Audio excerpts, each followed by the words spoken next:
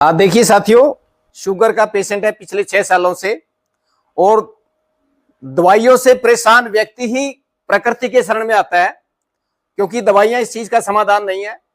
और पिछले कई दिनों से हमारे पास ये यहाँ पर चिकित्सा ले रहे हैं और प्राकृतिक चिकित्सा से इनको क्या रिलीफ मिला है वो हम खुद इनसे जानेंगे।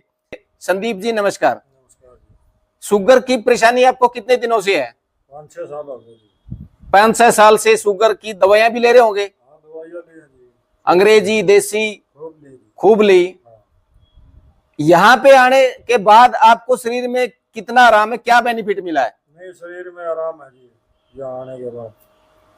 मतलब किस तरह की परेशानी थी आपको? नींद में, भूख में, भड़क में? भड़क भी थी, नींद भी कम लग गया करती और एक तो भूख भी अच्छी लग गया है, शरीर में भी ठीक है, कोई परेशानी नहीं।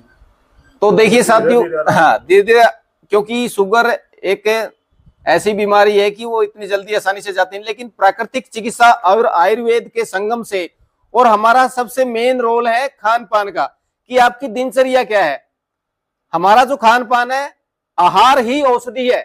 तो अभी मिट्टी लेप के बाद जैसे कुछ देर से मिट्टी लगाए हुए हैं, जैसे जैसे मिट्टी सूखेगी, जकड़ करेगी शरीर में, वैसे वैसे अंदर से टॉक्सिन को बाहर। उसके बाद आइए आप यहाँ देखिए, उसके बाद ये है ना मिट्टी शेन, यानी कि हमारी जो मेन पावर है वो मिट्टी में ही, क्योंकि इलेक्ट्रॉन्स हमें सारे मिट्टी से ही प्राप्त होते हैं, जमीन से ही प्राप्त होते हैं। तो जैसे ही हम इसको अंदर लिटाएंगे और ऊपर से इसके पूरे शरीर को ढक दिया जाएगा, सिर्फ मुंह बाहर रहेगा, गर्दन को छोड़ के पूरा शरीर मिट्टी से ढक दिया जाएगा। और जैसे जैसे मिट्टी का दबाव चारों तरफ से शरीर पे पड़ता है, वैसे वैसे हमारे शरीर के हर एक अंग पे प्रभाव पड़ता है और पेन क्रियाज एक्टिव होता है, शरीर की सुस्ती दूर। मिट्टी सेन के बाद, स्नान करवाने के बाद अच्छे से पैर पहुंच के फिर पेशेंट को यहां बैठाया जाएगा और इसको बोलते हैं कांस्य थाली फुट मसाज।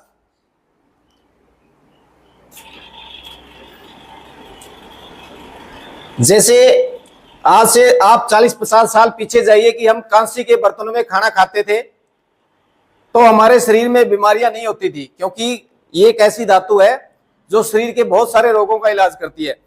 तो यहां जैसे इसके ऊपर पैर रखेंगे और ये पूरे के पूरे एक्यूप्रेशर के जो पॉइंट है ये घर्षण करेंगे पैरों के तलवे पे, और वैसे वैसे अंदर से सारे शरीर की नसों को ये खोलने का काम करते हैं। कहीं सूनापन है, कहीं जकड़न है, कहीं दर्द है, एडी से लेके चोटी तक पूरे शरीर को ये कवर करती है।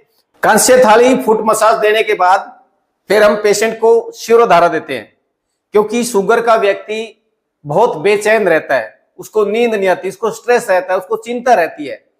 तो शिरोधारा जैसे ही हम उसको पेशेंट को देंगे तो उसकी बॉडी पूरी रिलैक्स होगी, उसका दिमाग शांत होगा, उसकी कोशिकाएं बिल्कुल रिलैक्स मोड में आ जाएगी।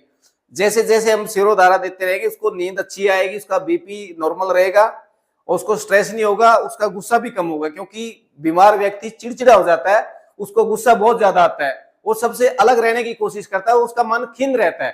तो इसलिए शिरोधारा का बहुत बड़ा रोल होगा उसमें। शिरोधारा के बाद हम पेशेंट को भाप स्नान करवाते हैं, जो लगभग अंतिम क्रिया होती है। भाप स्नान का रोल क्या है? शरीर के अंदर जितने भी हमारे टॉक्सिन है वो सारे के सारे जितने बाहर निकलते, क्योंकि जैसे जैसे भाप लगेगी वैसे वैसे हमारा रोम छिद्र खुलेंगे और पसीना आएगा शरीर के अंदर, जितनी भी गंदगी है वो पसीने के माध्यम से बाहर निकलेगी।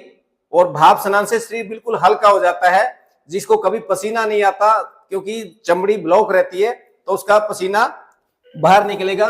और भाप देते कैसे, भाप किस तरह की दी जाएगी? हर पेशेंट की अलग अलग भाप होती है। शुगर का पेशेंट है उसकी अलग जड़ी बूटियां होती है,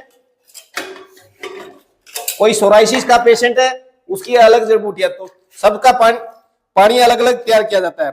हर तरह की जड़ी बूटियां डाल के इसमें, जिस तरह का रोगी होता है उसी हिसाब से हम इसमें जड़ी बूटियां डाल के उसको भाप देते हैं।